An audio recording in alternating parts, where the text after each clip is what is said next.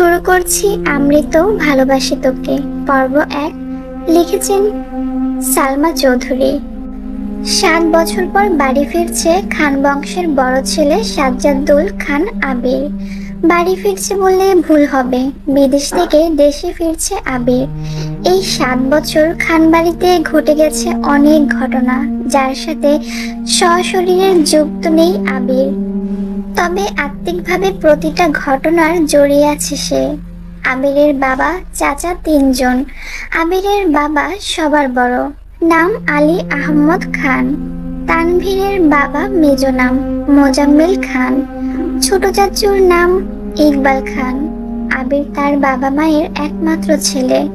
মেজ চাচা মানে মোজাম্মেল খানের এক ছেলে এক মেয়ে।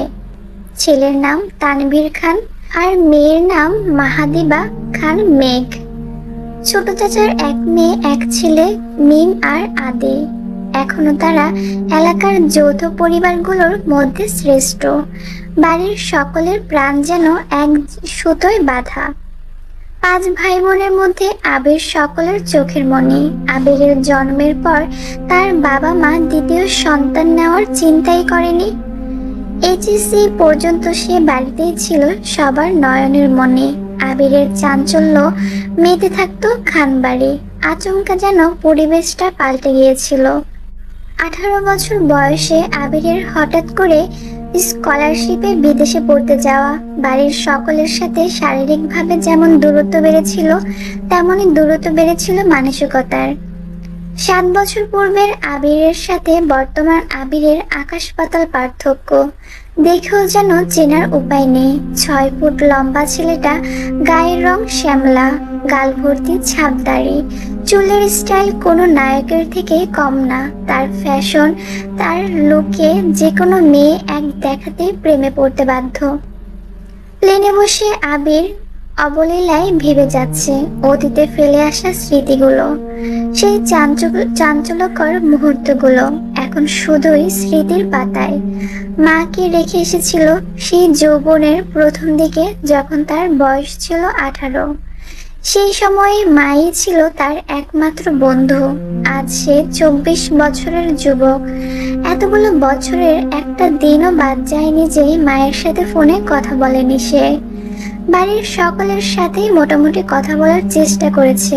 ছোটবেলার স্মৃতিগুলো ভাবতে ভাবতে নিজের দেশে পৌঁছে গিয়েছে আবির। এয়ারপোর্টে আবিরের বাবা আলী আহমদ খান আর তানভীর দাঁড়িয়ে আছে। তানভীর সম্পর্কে তার চাচাতো ভাই আর বয়সে 2 বছরের ছোট, কিন্তু দুজনের বেস্ট ফ্রেন্ড আর কলিজার বন্ধু। তানভীর আবিরকে দেখে দৌড়ে এসে জড়িয়ে ধরলো। এই 7 বছর একবারের জন্য ও বাড়ি ফেরেনি আবির, তবে প্রতিনিয়ত কথা হয় আবির আর তানভীরের। আবির তার আব্বুকে সালাম করে জড়িয়ে ধরে, তারপর বাড়ি ফিরে 3 জন। বাড়িতে যেন হই হই রই রই ব্যাপার। হবেই নাই বা কেন, বাড়ির বড় ছেলে এত বছর পর বাড়ি ফিরেছে। রান্নাঘরে বাহারি রকমের রান্না ধুম পড়েছে মা চাচিদের। হঠাৎ দরজার আবিরকে দেখে সবার মধ্যে হইচই শুরু হয়ে গেছে। আবিরের আম্মু দৌড়ে এসে জড়িয়ে ধরলেন ছেলেকে। আবেগপ্রত হয়ে মাকে জড়িয়ে ধরল আবির। মমতাময়ী মাকে সেই 7 বছর আগে ছুঁয়েছিল। আজ এত বছর পর মায়ের ছোঁয়া পেলে আবির। মা চাচিদের সালাম করলো। সোফায় বসে ছেলেকে একের পর এক